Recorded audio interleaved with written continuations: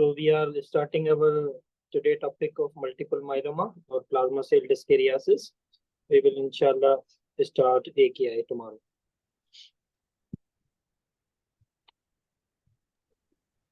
A 55-year-old male presents to your office with new symptoms of exertional fatigue. He is otherwise well with no significant past medical history. His HP is found to be low at 10.6 with an MCV of 92. He has normal serum ferritin, vitamin B12 and folic acid. Absolute neutrophil count is 1.3 and platelet count is 117. He has a creatinine of 0.9, calcium of 9.2 and albumin of 3.8. A serum protein electrophoresis performed that demonstrate a monoclonal IgA protein of 1.5 gram per dl. A skeletal survey show occult lytic lesion in the skull and bilateral humeri, and a bone marrow biopsy show 30% involvement by abnormal appearing plasma cells confirmed by CD138 positive immunohistochemical stain. You make a diagnosis of symptomatic multiple myeloma and review the findings and need for treatment for the patient. The patient wishes to know more about his prognosis and chances of responding to therapy. You explain that you are awaiting a few additional test results that will help you answer his question. So which result would not be considered a poor prognostic feature in this patient with newly diagnosed multiple myeloma? So which one is not a poor prognostic marker?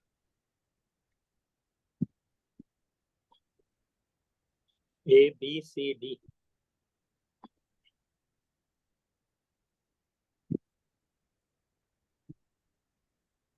So beta 2 microglobulin. वो तो poor prognostic marker में आते हैं, नहीं आते? कौन कौन से हैं poor prognostic marker, कौन से हैं फिर ये बता दें.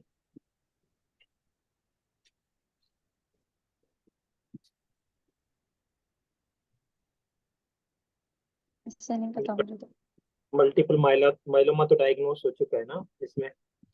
ये प्लाज्मा सेल डिस्केरियासिस है, ग्रेटर देन 10% है, माइलोमा डिफाइनिंग इवेंट्स भी मिल रहे हैं हमें.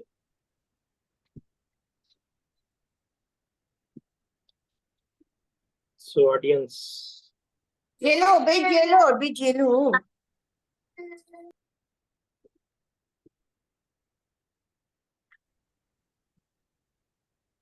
प्री लाइट चेन है पुअर प्रोग्नोस्टिक मार्कर में, और कौन कौन से हैं?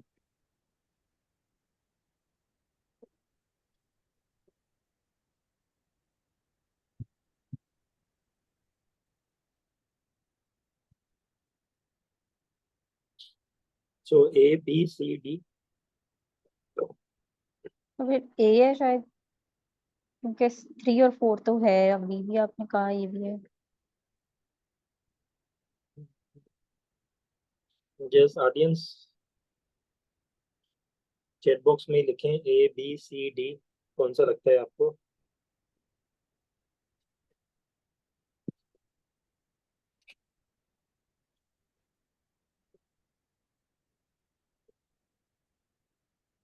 सी.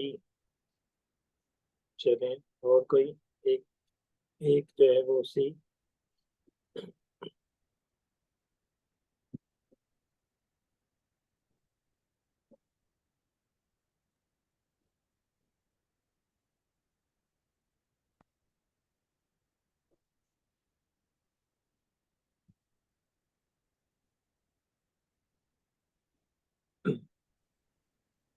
एक ऑप्शन तो आ गया है, और सी. और कोई?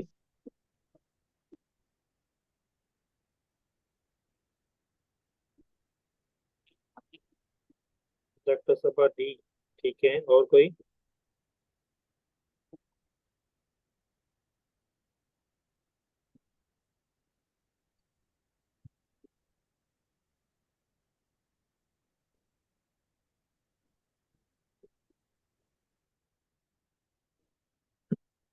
तो इसका करेक्ट ऑप्शन जो है वो सी है. ट्रांसलोकेशन 11-14 जो है वो पुअर प्रोग्नोस्टिक मार्कर नहीं है. ठीक है, पुअर प्रोग्नोस्टिक मार्कर में एक तो एज आता है, ओल्ड एज जो है वो पुअर प्रोग्नोस्टिक मार्कर में आता है. ठीक है, बीटा 2 माइक्रोग्लोबुलिन की लेवल अगर 5.5 से ज्यादा है तो वो भी पुअर प्रोग्नोस्टिक में आता है. रेज्ड अगर एलडीएच है तो भी वो पुअर प्रोग्नोस्टिक में आता है. डिलीशन ऑफ क्रोमोसोम जो है वो 13 डिलीशन जो है वो भी एक पुअर प्रोग्नोस्टिक में आता है। ये 11-14 इसमें म्यूटेशन तो पाई जाती है, मगर ये जो है वो गुड प्रोग्नोस्टिक में आता है। ठीक है।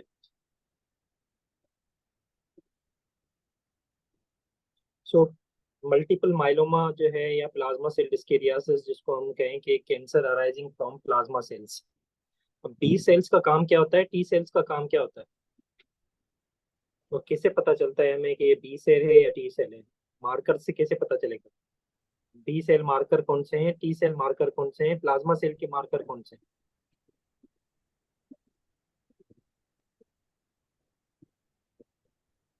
फंक्शन ऑफ बी सेल क्या होते हैं?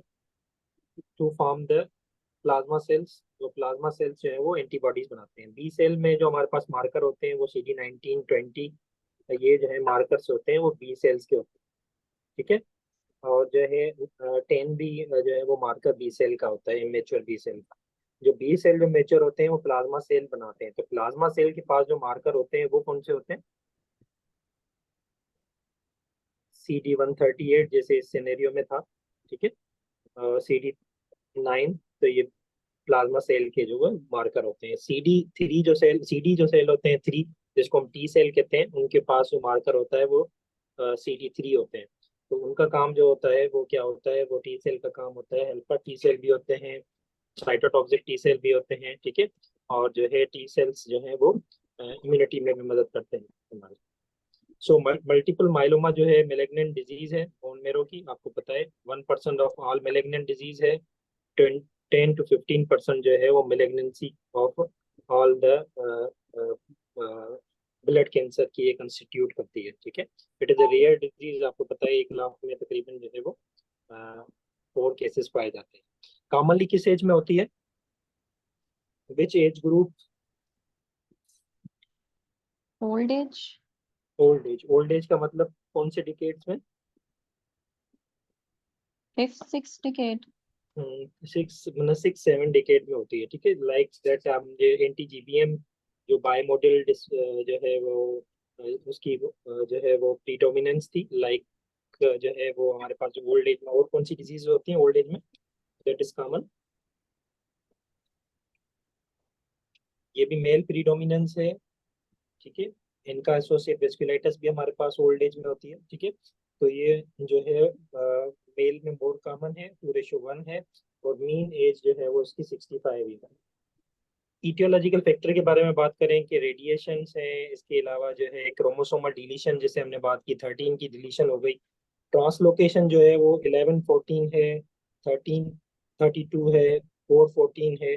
मगर इसमें जो वर्स प्रोग्नोसिस वाले जो है वो 4-14 है। ठीक है। और इसके अलावा जीन्स की म्यूटेशंस जो है वो भी कॉमन है इसमें। नॉर्मली प्लाज्मा सेल्स एंटीबॉडी बनाते हैं। मल्टीपल माइलोमा अगर बन जाता है, प्लाज्मा सेल अगर एबनॉर्मली ग्रोथ होती है, तो वो भी प्लाज्मा प्रोटीन बनाते हैं, मगर ये प्लाज्मा प्रोटीन जो है वो फंक्शनल नहीं होती। कौन से जो है वो प्रोटीन जो है वो बनाते हैं मल्टीपल माइलोमा के सेल्स? एबनॉर्मल सेल्स जो है वो कौन सी इम्यूनोग्लोबिन बनाते हैं? जी बनाते हैं, ए बनाते हैं, एम बनाते हैं, डी बनाते हैं, ई बनाते हैं। कौन सी इम्यूनोग्लोबिन प्रोड्यूस करते हैं? सर जी भी बनाते हैं और डी भी बनाते हैं, ए भी बनाते हैं। यस। तो मोस्टली जो है 60% ये जी प्रोड्यूस करते हैं, 20% जो है वो ए प्रोड्यूस करते हैं। बाकी 20% जो है वो मोस्टली जो है कापा और लेमडा सीक्रेट करते हैं। एम जो है वो तकरीबन <1% ये प्रोड्यूस करते हैं। ठीक है। तो इसलिए हम कहते हैं कि दे आर द मोनोक्लोनल। या जी बनाएंगे या ए बनाएंगे या कापा बनाएंगे या लेमडा बनाएंगे। ठीक है। तो मल्टीपल माइलोमा जो है डिफरेंट पार्ट ऑफ किडनीज को इफेक्ट करता है। अगर ये फॉर एग्जांपल गिलोम को इन्वॉल्व करता है, फॉर एग्जांपल जो है वो हम कहें कि गिलोम का कोई भी कंपोनेंट हुआ उसको इन्वॉल्व करता है, तो इट कैन प्रोड्यूस एल अमाइलोडोसिस। अगर ये जो है गिलोम की बेसमेंट मेम्ब्रेन को इन्वॉल्व करता है, तो it can cause light chain deposit disease. It can, अगर पीसीटी को इन्वॉल्व करता है तो इट कैन कॉज फेनकोनी सिंड्रोम, और इट कैन कॉज द, और क्या करा सकता है अगर पीसीटी में वो अगर डिपॉजिट होंगे तो? लाइट चेन नेफ्रोपैथी या प्रॉक्सिमल ट्यूबुलोपैथी। प्रॉक्सिमल ट्यूबुलोपैथी मीन्स फेनपोनी सिंड्रोम करा सकता है, ठीक है। डिस्टल ट्यूब्यूल्स में जो है वो कास्ट नेफ्रोपैथी करा सकते हैं। So why cast on the form in DCT और collecting tubules? Sir Tamm Horsfall protein loop of Henle में बनती है।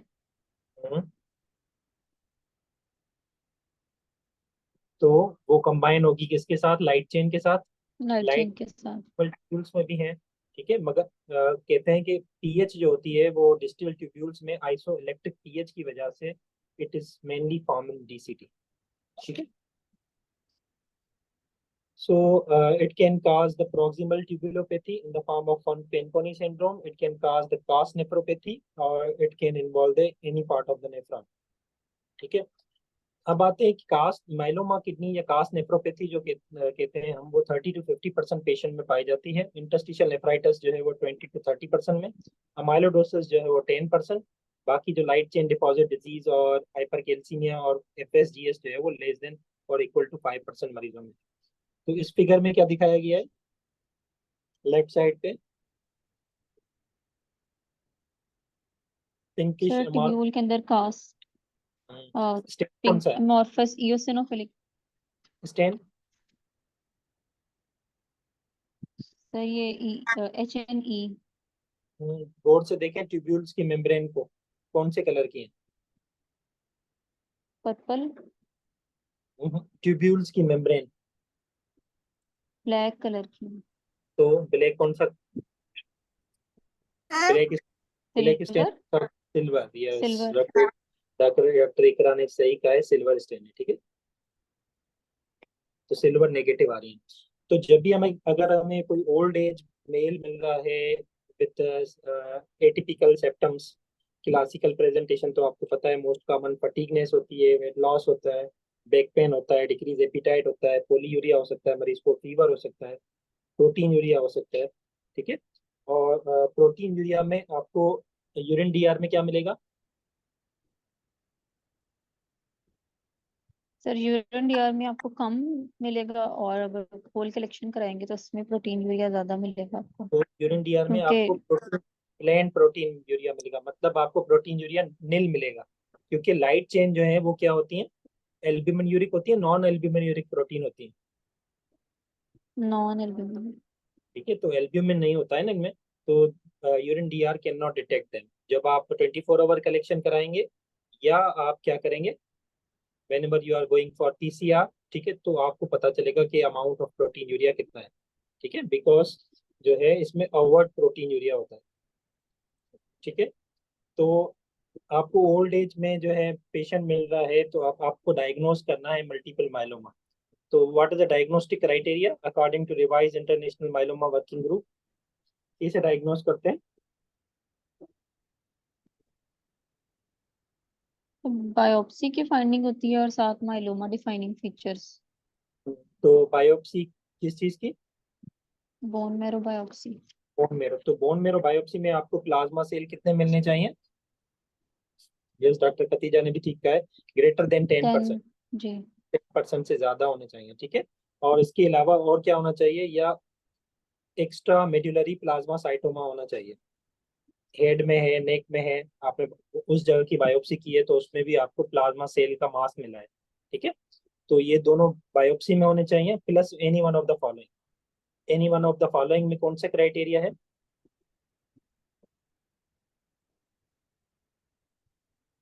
सर क्रैप्सिलिम। क्रैब। क्रैप्सिलिम, ठीक है। 2014 में आया है ये criteria, CRAB SLiM. C for hypercalcaemia. Hypercalcaemia. Hypercalcaemia greater than 11, ठीक है। 11 होना चाहिए मिलीग्राम, या 1 मिलीग्राम हायर देन अपर, मतलब 10.6 से ज्यादा होना चाहिए 1 मिलीग्राम। 11.6 हो गया फॉर एग्जाम्पल, ये हो गया सी। और for renal renal failure. Failure. Renal, yes. Yes, तो ईजीएफआर 40 से कम होना चाहिए क्रेटिनिन क्लियरेंस, या जो है आपका क्रेटिनिन जो है 2 मिलीग्राम से ज्यादा होना चाहिए, ठीक है। ये हो गया R. A for anaemia, H B less than 10 या नॉर्मल से 2 कम होना चाहिए, 2 ग्राम। फॉर एग्जाम्पल नॉर्मल जो है हम उठा रहे हैं 13, तो 2 ग्राम कम हो गया 11, ठीक है। और बोनी लाइटिक लीजन होने चाहिए। बोनी लाइटिक लीजन कैसे पता चलेगा किस इमेजिंग से? जी MRI जी इन्वॉल्व जी, कौन सा MRI टेस्ट? पर यस, एमआरआई या पेट स्कैन या सीटी स्कैन, ठीक है। रेडियोलॉजिकल जो एक्सरे वगैरह हम कराते हैं वो किस कंडीशन में कराते हैं वो आगे मैं आपको बताता हूँ, ठीक है। तो ये क्रैब हो गया, C for hypercalcaemia, R for renal failure, A for anaemia, और जो है B for bony lytic lesion. MRI और सीटी में 0.5 मिलीमीटर जो है वो से ज्यादा होनी चाहिए, 0.5, ठीक है। तो और स्लिम, स्लिम कौन बताएगा?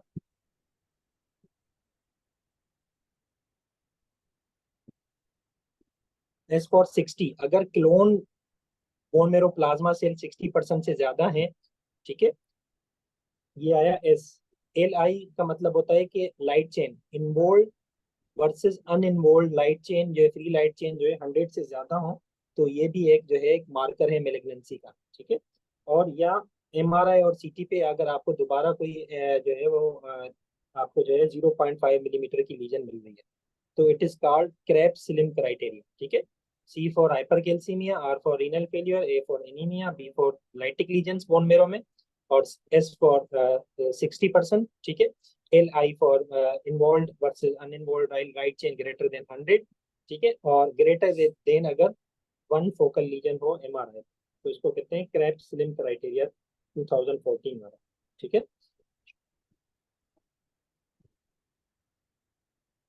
माइलोमा किडनी आप कब कहेंगे? जो हमने कहा कि 30 to 50% पेशेंट में होती है in patient of multiple myeloma. Biopsy पे प्रूवन जब होगा। बायोप्सी में क्या मिले? Cast nephropathy. यस, तो कास्ट नेफ्रोपैथी अगर मिले, ठीक है, उसके साथ अगर मरीज का EGFR 40 से कम है या क्रेटिनिन 2 से ज्यादा है, तो उसको हम कहेंगे माइलोमा किडनी। या हमने फ्री लाइट चेन देखे हैं यूरिन में, ठीक है, वो 500 मिलीग्राम से ज्यादा है, तो 3 में से 2 शर्तें होनी चाहिए। नंबर 1 जो है GFR मरीज का 40 से कम होना चाहिए, या क्रेटिनिन जो है वो 2 से ज्यादा होना चाहिए। नंबर 2 कास्ट नेफ्रोपैथी होनी चाहिए। नंबर 3 जो है और क्या होना चाहिए, फ्री लाइट चेन अगर 500 से ज्यादा है तो हम कहेंगे माइलोमा किडनी, ठीक है। एक होता है माइलोमा डिजीज कंटिन्यूम, किसी को पता है क्या है ये?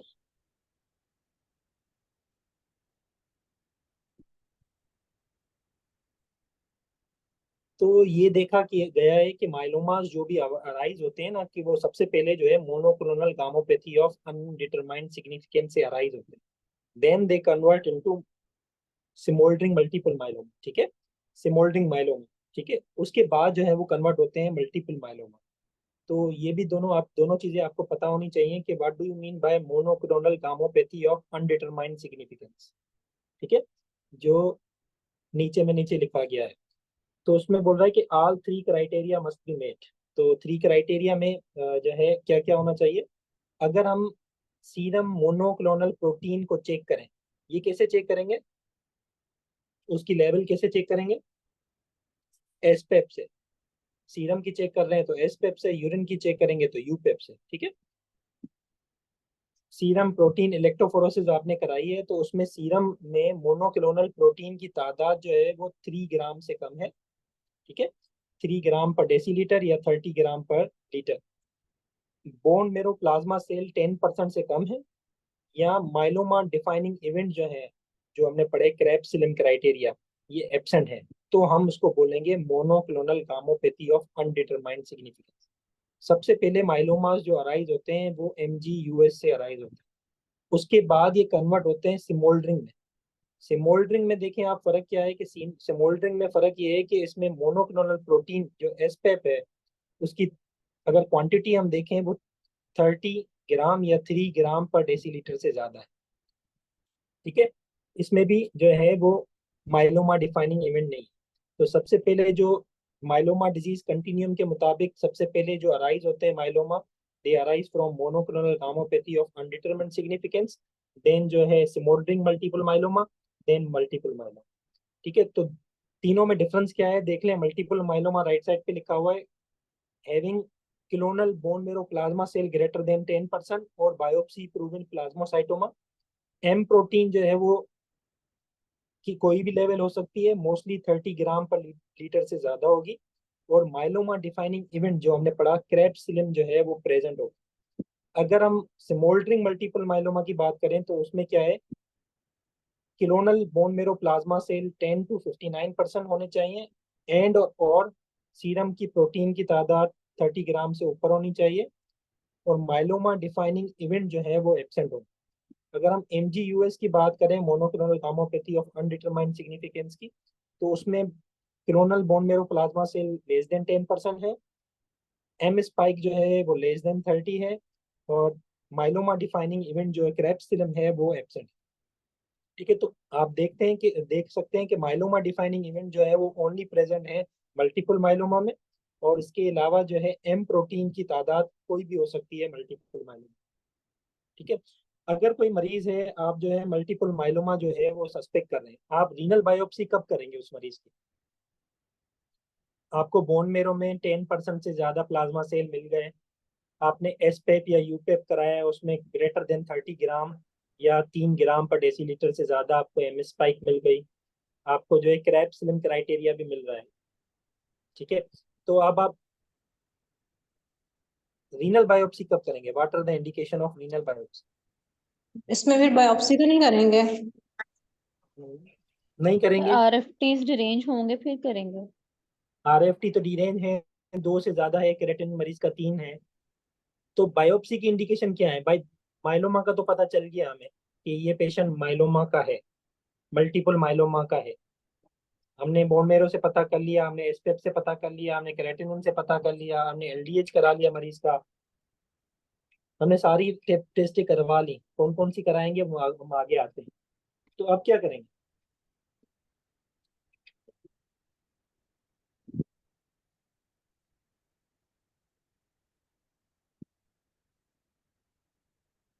तो किन कंडीशन में आप किडनी की बायोप्सी करेंगे?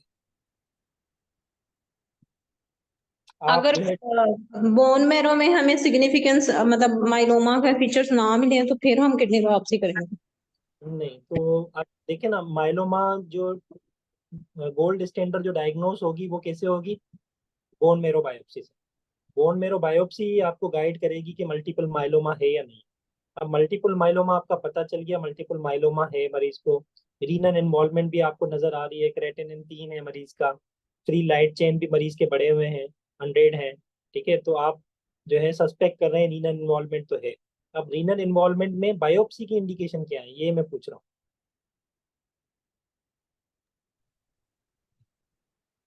ट्रीटमेंट एंड प्रोग्नोस्टिक पर्पस, मतलब प्रोग्नोसिस का कैसे पता चलेगा डॉक्टर इकरा? चलें, आप प्रोग्नोसिस के लिए आप कर सकते हैं, रीनल प्रोग्नोसिस वो बताएगी ना। ठीक है, प्रोग्नोसिस का कैसे पता चलेगा?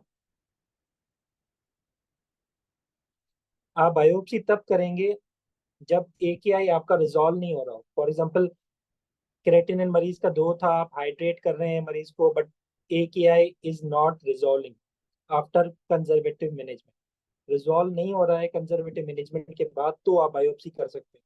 जैसे डॉक्टर इकरा ने कहा कि बायोप्सी जो है वो इफ्टा शो कर सकती है, इंटरस्टिशियल फाइब्रोसिस, ट्यूबुलर एट्रोफी, तो वो आपको प्रोग्नोसिस बता सकती है किडनी के हवाले से। ठीक है, और whenever you are suspecting para protein dependent disease. अब पेरा प्रोटीन डिपेंडेंट डिजीज ये क्या है? अगर जमील एट आल का आर्टिकल पढ़ेंगे ना, तो उसमें कहा है कि मल्टीपल माइलोमा जो है ना 2 तरीके से इंजरी करवाता है। ठीक है, 75% मरीजों में जो इंजरी होती है वो पेरा प्रोटीन डिपेंडेंट होती है, 25% में जो है पेरा प्रोटीन इंडिपेंडेंट होती है। पेरा प्रोटीन डिपेंडेंट का मतलब ये है कि फॉर एग्जांपल कास नेफ्रोजोपैथी बन रही है, वो लाइट चेन की वजह से बन रही है, अमाइलोइडोसिस किसी मरीज को हो रहा है, MIDD हो रही है, तो ये पेरा प्रोटीन डिपेंडेंट की वजह से। पेरा प्रोटीन इंडिपेंडेंट की वजह से फॉर एग्जांपल हाइपर कैल्सीमिया हो रहा है, वॉल्यूम डिप्लीशन हो रहा है, हाइपर यूरेसीमिया हो रहा है, सेप्सिस हो रहा है, तो ये पेरा प्रोटीन इंडिपेंडेंट है। तो 3 इंडिकेशन बताई गई हैं, whenever AKI is not resolving, whenever you are thinking of para protein dependent, मतलब आप मोनोक्लोनल गामोपैथी है, लाइट चेन डिपॉजिट डिजीज है, या कास नेफ्रोपैथी सस्पेक्ट कर रहे हैं। नंबर 3 जो है और जो है अगर आप प्रोग्नोसिस के बारे में बताना चाह रहे हैं, रीनल प्रोग्नोसिस के बारे में, तो आप बायोप्सी कर सकते हैं, वरना बायोप्सी की नीड नहीं। अच्छा, कौन कौन सी इन्वेस्टिगेशन कराएंगे from baseline in a patient of multiple myeloma? अगर हम स्टार्ट ऑफ बेसलाइन करें तो कौन कौन सी इन्वेस्टिगेशन आप करवाएंगे या एडवाइस करेंगे? कैल्शियम, कैल्शियम से पहले डॉक्टर खदीजा सीबीसी कराएंगे। सीबीसी में क्या मिलेगा? अनीमिया। Anaemia, MCV. ठीक है, यस। पेरिफेरल स्मीयर में क्या मिलेगा? डॉक्टर खदीजा बता रही हैं, पेरिफेरल स्मीयर करवाएंगे। रोलेक्स फॉर्मेशन, ठीक है। ईएसआर आप कराएंगे, ठीक है। उसके अलावा आरएफटी तो आप ऐसे कराएंगे, ठीक है। इसके अलावा यूरिक एसिड लेवल बढ़ा हुआ मिलेगा, कम मिलेगा?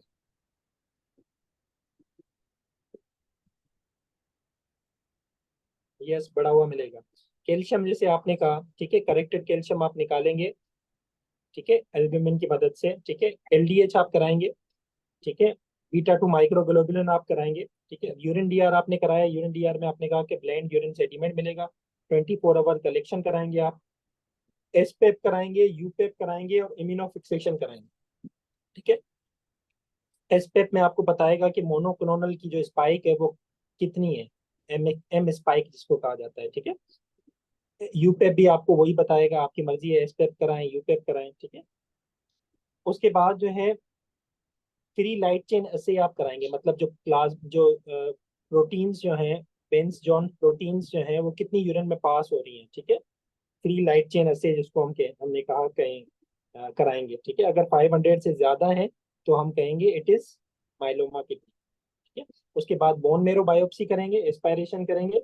उसके बाद जो है और क्या, और कौन सी टेस्ट कराएंगे इसके अलावा?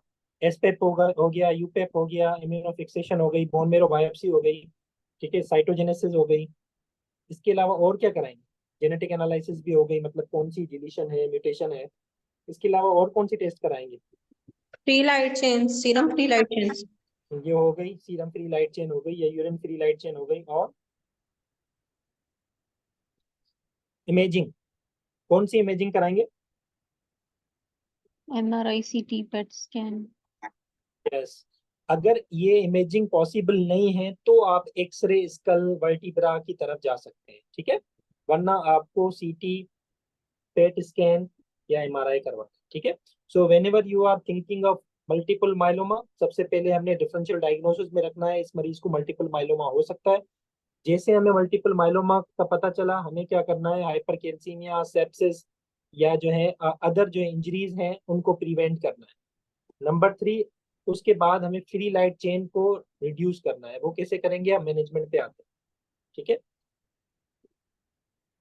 तो अगर हम माइलोमा और लाइट चेन डिपॉजिट डिजीज में फर्क करें तो कैसे डिफरेंशिएट करेंगे? कौन सी चीजें हैं जो लाइट चेन डिपॉजिट डिजीज में मिलेंगी, कौन सी ऐसी चीजें हैं जो माइलोमा में मिलेंगी? सर अगर हम माइलोमा में, जी कास्ट नेफ्रोपैथी की बात करें, वो किस में मिलेगा? माइलोमा में माइलोमा में मिलेगा, ठीक है। प्रोटीन यूरिया जो है माइलोमा में हमें बिल्कुल कम मिलता है as compared to light chain deposit disease के, ठीक है। एडिमा मतलब हम बात करें, ठीक है। हाइपरकेल्सीमिया किस में मिलेगा?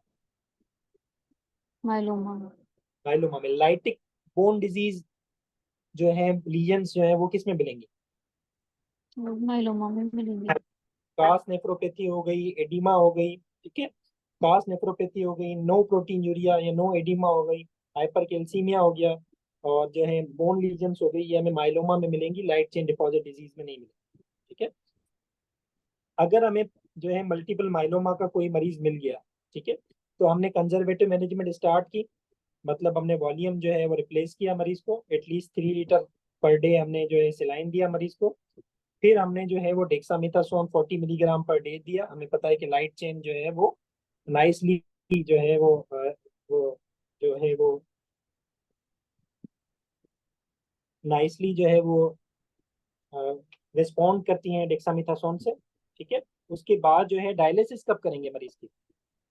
हाइड्रेट कर लिया आपने, बिस्फॉस्फोनेट आपने दे दिए, पेमिड्रोनेट या जोल्ट्रोनिक एसिड दे दिया आपने। डायलिसिस कब करेंगे आप मरीज की, और कौन सी डायलिसिस करेंगे? पीडी करेंगे, हीमोडायलिसिस करेंगे?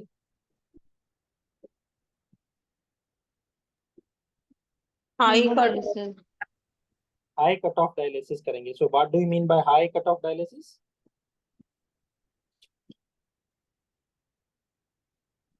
More than 40 के 45 डाल्टन से ज्यादा को रिमूव करता है.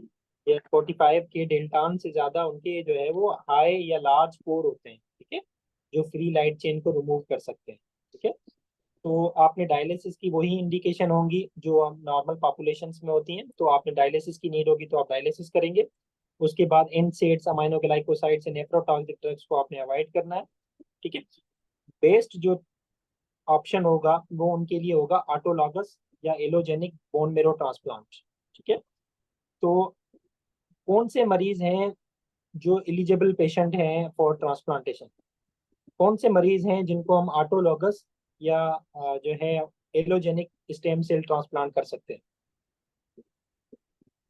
Young उसके बाद patient. अगर हम नीड हो तो हम रीनल ट्रांसप्लांट करेंगे. कौन से मरीज होंगे जिनको हम Young. सोचेंगे कि ये यंग पेशेंट, मतलब एज लेस देन कितनी हो?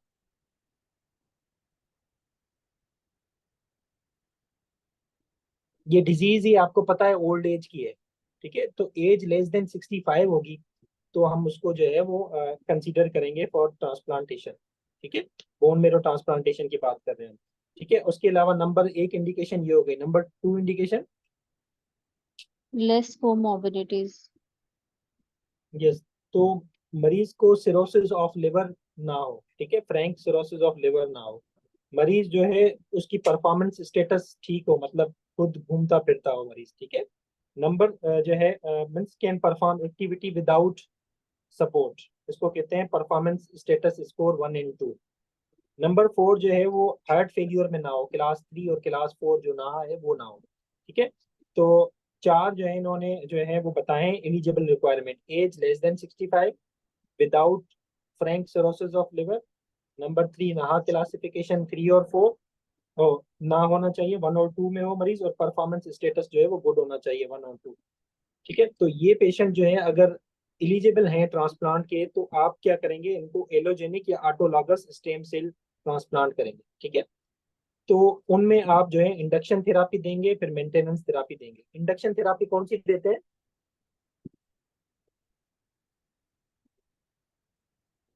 Dexa, bortezomib और यस, तो lenalidomide. ठीक है, तो आप जो है 3 जो है वो ड्रग्स देंगे to those patients who are eligible for autologous और एलोजेनिक स्टेम सेल ट्रांसप्लांटेशन. जैसे आपने कहा कि प्रोटियोसोम इनहिबिटर, बोटीजोमैब जैसे लिखा हुआ है, आप राइट साइड पे देख सकते हैं. नंबर 2 जो है इम्यूनोमोड्यूलेटरी ड्रग जिसमें लिनोमाइड और थैलिडोमाइड आते हैं. और इसके अलावा नंबर 3 पे जो है वो क्या है, स्टीरॉइड्स है. ठीक है, अगर कोई मरीज हैं जो कि एलिजिबल नहीं है ट्रांसप्लांट के, तो उनमें और जो ट्रांसप्लांट एलिजिबल पेशेंट हैं उन दोनों की इंडक्शन या मेंटेनेंस थेरापी में क्या फर्क आएगा? फिर उनको सिर्फ डेक्सा और lenalidomide देंगे.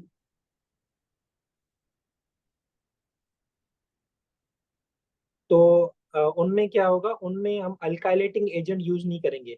किनमें? जो कि एलिजिबल पेशेंट होंगे ट्रांसप्लांट के, ऑटोलॉगस और एलोजेनिक स्टेम सेल ट्रांसप्लांट के जो एलिजिबल पेशेंट होंगे ना, उनमें हम जो है वो इम्यूनोमोड्यूलेटरी एजेंट में लिग्नोमाइड, थैलिडोमाइड यूज करेंगे. साइक्लोफॉस्फामाइड या मेलाफिन इस्तेमाल नहीं करेंगे.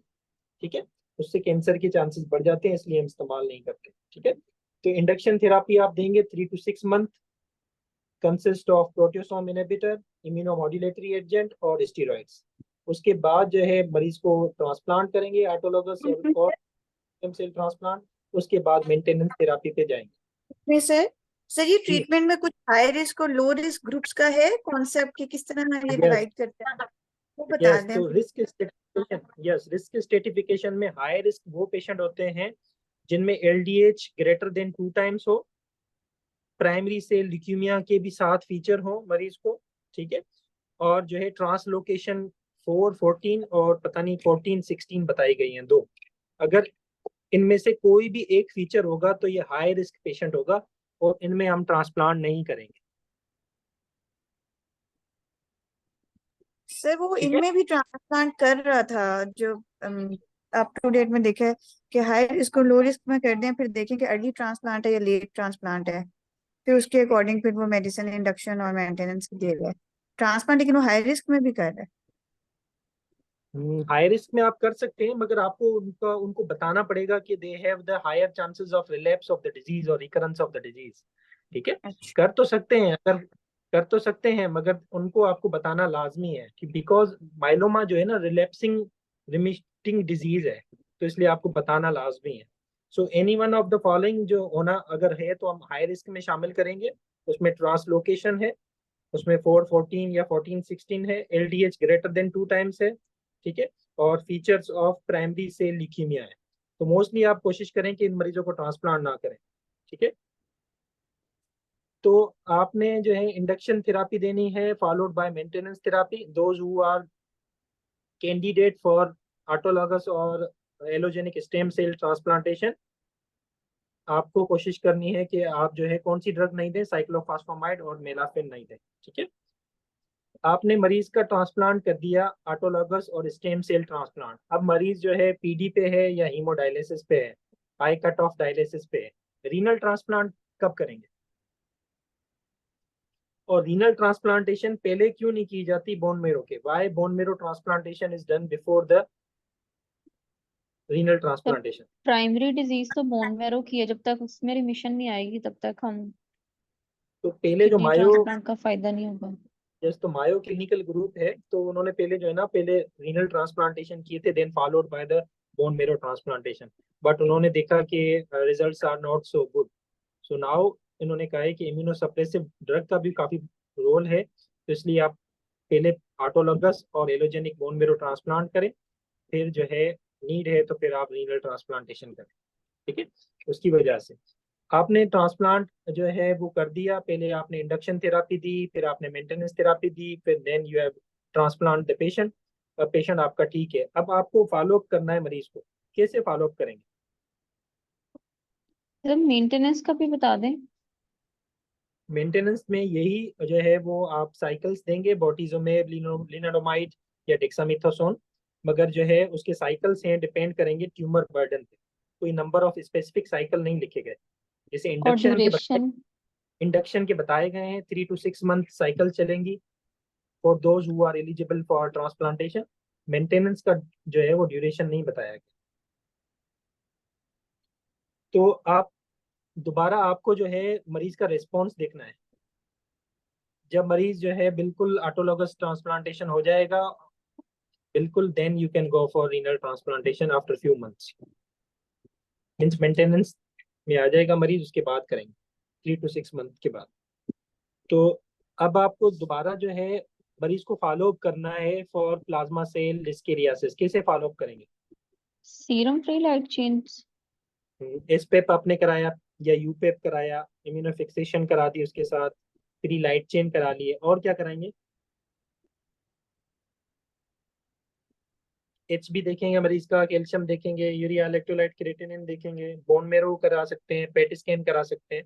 ठीक है, अगर मरीज को आपने ट्रांसप्लांट किया है बोन मेरो, उसके बाद मरीज को रिलैप्स हो गया, तो रिलैप्स में ट्रीटमेंट में क्या जो है वो तब्दीली करेंगे आप? एम स्पाइक आपने देखा एसपेप में दोबारा जो है बढ़ गया है, आईजीजी दोबारा बढ़ गया है एसपेप में, फ्री लाइट चेन दोबारा जो है सीरम में आ गए हैं या यूरिन में आ गए हैं। तो रिलैप्स और रिफ्रैक्टरी डिजीज को आप वैसे ही ट्रीट करेंगे जैसे आपने पहली को ट्रीट किया था, मगर आप प्रोटियोसोम इनहिबिटर है फॉर एग्जांपल, उसको आप चेंज कर देंगे। पहले बोर्टिजोमेब दिया था तो आप कार्फिलिजोमेब आप दे देंगे। ठीक है, तो बोर्टिजोमेब आपको पता है it is a reversible proteasome inhibitor, subcutaneous और आईवी फॉर्म में आता है। और जो है ये आपको पता है कि इसका मेजर साइड इफेक्ट क्या है बोर्टिजोमेब का?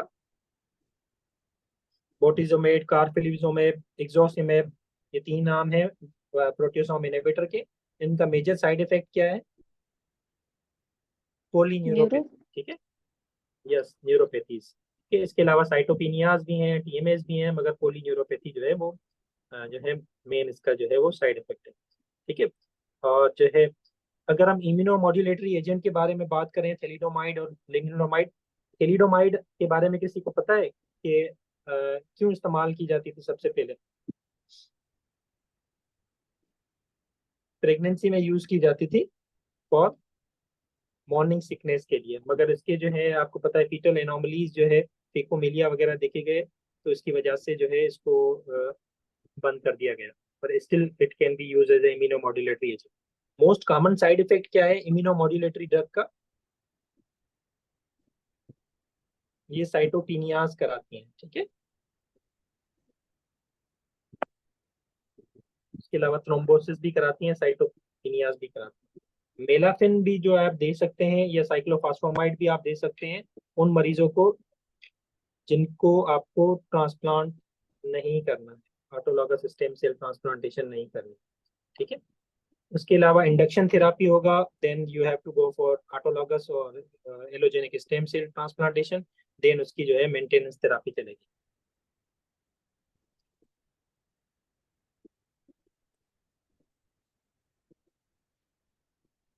बिस्फॉस्फोनेट कब देंगे मरीज को?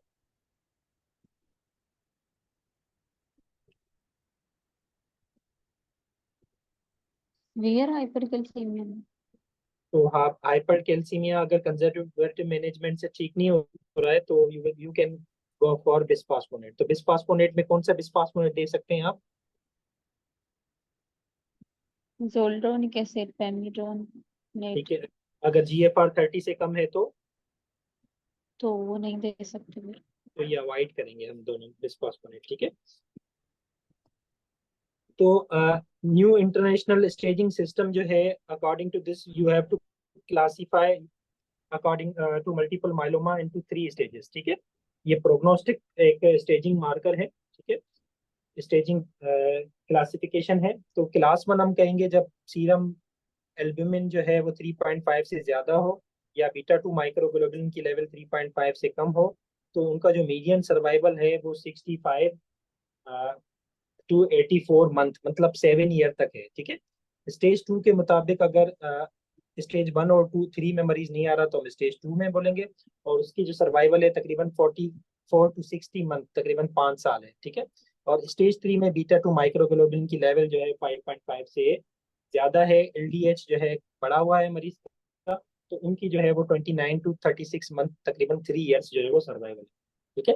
तो स्टेज 1 में बीटा 2 माइक्रोग्लोबुलिन की लेवल 3.5 से कम है, एल्ब्यूमिन 3.5 से ज्यादा है, LDH नॉर्मल होना चाहिए स्टेज 1 में, ठीक है। तो डेथ का जो मोस्ट कॉमन काज होता है डेथ का मल्टीपल माइलोमा में, वो क्या होता है? What is the common cause of death? Sepsis, yes, infections, ठीक है। तो infections are the common causes of death. Newer drugs कौन सी है मल्टीपल माइलोमा की?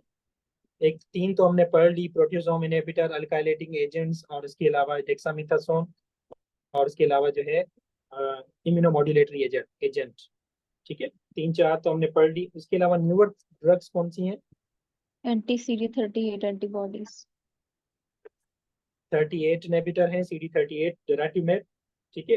कार्ड थेरापी है, कीमरिक एंटीजेनिक रिसेप्टर थेरापी है, बाइट थेरापी है, सिलम 7 थेरापी है, ठीक है, जीन थेरापी है। इसके अलावा बेड प्रोग्नोस्टिक फैक्टर्स, जो सवाल था पहला पहला कि बेड प्रोग्नोस्टिक फैक्टर्स कौन से हैं मल्टीपल माइलोमा में, तो अगर बीटा 2 माइक्रोग्लोबुलिन की लेवल 4 से ज्यादा है तो बेड प्रोग्नोस्टिक है, एल्ब्यूमिन 3 से कम है तो बेड प्रोग्नोस्टिक है, साइटोजिन में जेनेटिक्स में 13 की डिलीशन है तो बेड प्रोग्नोस्टिक है, 4 और 14 की जो म्यूटेशन है वो बेड प्रोग्नोस्टिक है, LDH ज्यादा हो बेड है, कैल्शियम ज्यादा हो बेड प्रोग्नोस्टिक है, क्रेटिनिन ज्यादा हो बेड प्रोग्नोस्टिक है, लो प्लेटिलेट्स हो, HB कम हो, ठीक है, bone marrow plasma cell percentage 50% से ज्यादा हो, ओल्ड एज हो, और मोर देन 2 लाइटिक लीजन हो, तो वो बेड प्रोग्नोस्टिक, ठीक है। प्लाज्मा सेल डिस्केरियासिस में आप जो है वो प्लाज्मा फेरेसिस कब करेंगे, मतलब मल्टीपल माइलोमा के पेशेंट में प्लाज्मा फेरेसिस की इंडिकेशन क्या होंगी? हाइपरविस्कोसिटी सिंड्रोम, यस, तो ओनली वन इंडिकेशन है, वो है हाइपर विस्कोसिटी सिंड्रोम। अदर जो है वो भी एक जो है वो प्रोग्नोस्टिक स्कोरिंग दी गई है according to HB, calcium, bone lesion, serum and urinary protein level के मुताबिक, ठीक है। डायलिसिस जैसे हमने कहा कि पेरिटोनियल डायलिसिस भी कर सकते हैं, हीमोडायलिसिस भी कर सकते हैं, ठीक है, देयर इज नो डिफरेंस। तो अगर हमसे पूछा जाए what are the causes of acute kidney injury in the patient of multiple myeloma, तो मोस्ट कॉमन काज क्या है? माइलोमा का नेफ्रोपैथी। माइलोमा काज नेफ्रोपैथी तो हमने पहले ही पढ़ा, कितने परसेंट मरीजों में होती है? 30 to 50%। 50। यस, 30 to 50% मरीजों में होती है, ठीक है। और अदर काजेस जो हैं वो प्रीरीनल ज्यादा कॉमन है, जिसमें वॉल्यूम डिप्लीशन आता है, सेप्सिस आता है, ड्रग्स आते हैं, ठीक है। रीनल में जो है आपको पता है कि फेनकोनी सिंड्रोम हो गया, लाइट चेन डिपॉजिट डिजीज हो गई, अमाइलॉइड हो गया, ठीक है। और पोस्ट रीनल में जो है वो कैल्क्यूलाई या ऑब्स्ट्रक्शन आता है, ठीक है।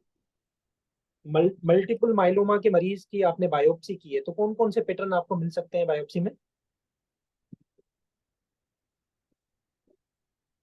माइलोमा का नेफ्रोपैथी मिल सकती है, AIN मिल सकता है, नंबर 2, नंबर 3, ATN मिल सकता है, number 4, amyloidosis very good, number 5, और light chain deposition disease, number 6, MPGN pattern भी मिल सकता है आपको, ठीक है, मेम्ब्रेनस पैटर्न भी, FSGS।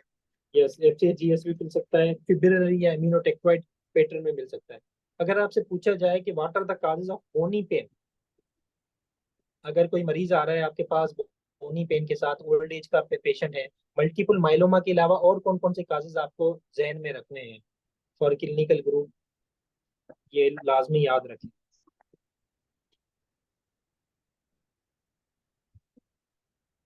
तो बोनी पेन के साथ मरीज आ रहा है तो आप कौन कौन से काजेस जहन में रखेंगे?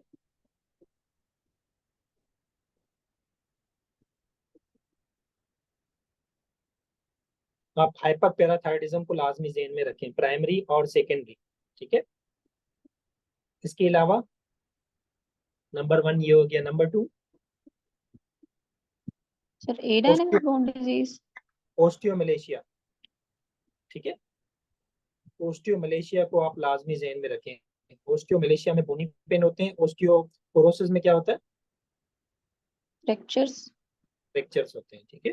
तो ओस्टियोपोरोसिस में फ्रैक्चर होता है, तो बोनी पेन जो है ओस्टियोमलेशिया में होता है, ठीक है। मेटास्टेसिस में भी आपको बोनी पेन मिलेगा, ठीक है। तो 3-4 काजेस आपको जहन में होने चाहिए, उसमें प्राइमरी और सेकेंडरी हाइपरपैराथायरिज्म, उसके बाद जो है प्लाज्मा सेल डिस्केरियासिस, ओस्टियोमलेशिया, मेटास्टेसिस, ठीक है। जब भी लॉन्ग केस में आपके पास मरीज मिलता है तो प्लाज्मा सेल डिस्केरियासिस का, तो आपको multiple myeloma, MGUS, MGRS, simulating multiple myeloma, ठीक है, अमाइलोडोसिस, ये आपको जहन में जो है डिफरेंशियल्स जहन में आने चाहिए, ठीक है। कापा चेन जो है वो डिपॉजिट होती है कहाँ पे? कास्ट में। लेमडा चेन जो डिपॉजिट होती है मोस्टली ट्यूब्यूल्स और ग्लोम्स में, ठीक है, MIDT में फॉर एग्जाम्पल। इसके अलावा और कुछ आप पूछना चाहें तो पूछ सकते हैं। लाइट चेन जो है प्रेसिपिटेट होती है, आपको पता है 60 डिग्री सेंटीग्रेड पे, और डिजोल्व हो जाती हैं 100 डिग्री पे।